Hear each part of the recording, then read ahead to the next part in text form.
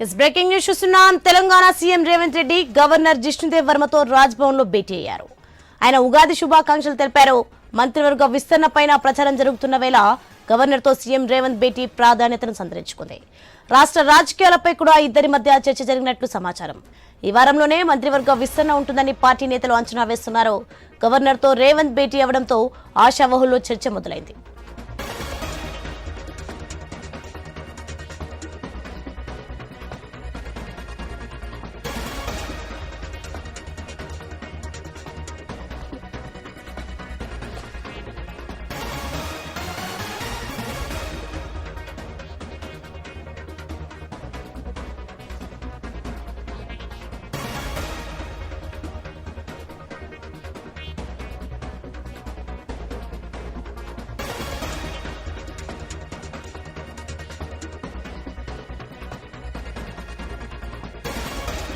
ఇదే అంశానికి సంబంధించి మరింత సమాచారం సునీల్ ఫోన్ లైన్ లో అందిస్తారు. ఎస్ సునీల్. రాజ్భవన్ కి వెళ్లారు సీఎం రేవంత్ రెడ్డి. ఆయనతో పాటు మంత్రి కొండా సురేఖ, ప్రభుత్వ సలహాదారు వేం నరేందర్ రెడ్డి, ఎంపీ అనిల్ కూడా వెళ్లారు. గవర్నర్ కి ఉగాది శుభాకాంక్షలు తెలిపారు సీఎం రేవంత్. ఆ తర్వాత ఇద్దరి మధ్య ప్రభుత్వం చేపడుతున్నటువంటి సంక్షేమ పథకాలకు సంబంధించి గవర్నర్ కు వివరించినట్టు తెలిసింది. ఈ రోజు మంత్రి ఉత్తమ్ నియోజకవర్గంలో పేదలకు రేషన్ నుంచి సన్న బియ్యం ఇచ్చే పథకాన్ని ప్రారంభిస్తున్నామని చెప్పేసి కూడా గవర్నర్ దృష్టికి సీఎం తీసుకెళ్లారు. ఆ అంశాన్ని అంటే రాష్ట్ర వ్యాప్తంగా ఎంతమందికి లబ్ధి చేకూరబోతుంది, మిగతా జిల్లాల్లో ఎప్పుడు ఇస్తారు అన్న అంశాలన్నిటిని కూడా గవర్నర్ కి వివరించినట్టు తెలుస్తుంది. ఇక ఈ రోజు ప్రధానంగా సీఎం గవర్నర్ ని కలిసి భేటీ అవ్వడం సంబంధించి కొంత ప్రాధాన్యత ఉంది అని చెప్పేసి చెప్పుకోవాలి.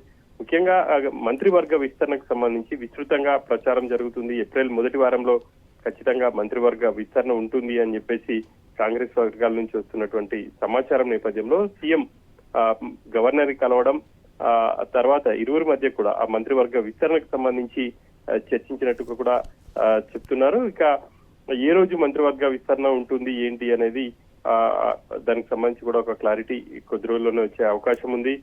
ఏప్రిల్ మొదటి వారంలో అంటే పార్టీ వర్గాల నుంచి అయితే 3వ తేదీన ఖచ్చితంగా మంత్రివర్గ ప్రమాణ స్వీకారం ఉంటుంది అని చెప్పేసి చెప్తున్నారు. ఆ మేరకు గవర్నర్ కు అన్ని విషయాలు వివరించి ఆ ఏర్పాట్లకు సంబంధించి కూడా చెప్పినట్టు తెలుస్తుంది. ఇక మంత్రివర్గంలో ఎవరికి చోటు దక్కుతుంది అనేది ఒక ఉత్కంఠగా ఉంది అని చెప్పేసి చెప్పుకోవాలి. ఏఐసీసీ ఎవరికి మంత్రి పదవి ఈసారి కట్టబెడుతుంది అనేది అయితే కాంగ్రెస్ వర్గాల్లో ప్రధానంగా ఆశావాహుల్లో ఒక ఆసక్తికరమైనటువంటి చర్చ జరుగుతుంది. ఎందుకంటే ఈ మధ్య కాలంలో ఎమ్మెల్సీ ఈ అభ్యర్థులకు సంబంధించి కూడా చూసాం. ఊహించని విధంగా ఏఐసీసీ ఎంపిక చేసింది. సామాజిక సమీకరణలను పరిగణలోకి తీసుకోవడమే కాకుండా పార్టీ కోసం పనిచేసినటువంటి వ్యక్తులకు కావచ్చు, గతంలో హామీ ఇచ్చిన మేరకు విజయశాంతికి కూడా ఎమ్మెల్సీ ఇచ్చింది. ఇప్పుడు మంత్రివర్గ విస్తరణకు సంబంధించి కూడా అటువంటి చర్చ జరుగుతుంది. ఈ పార్టీ నేతల అభిప్రాయాలు తీసుకున్నప్పటికీ ఏఐసీసీ ఎవరైతే ముఖ్య నేతలు సీఎం కావచ్చు, అదేవిధంగా PCC chief, deputy CM Uttam Kumar Reddy వీళ్ళు ఇచ్చినటువంటి పేర్లను పరిగణలోకి తీసుకొని దాంట్లో నుంచి అన్ని సామాజిక సమీకరణలు కావచ్చు, జిల్లాలకు సంబంధించి ప్రాతినిధ్యాన్ని చూసి ఎంపిక చేసే అవకాశం ఉంది. దానికి సంబంధించి కూడా ఒక చర్చ అయితే జరిగినట్టు తెలుస్తుంది.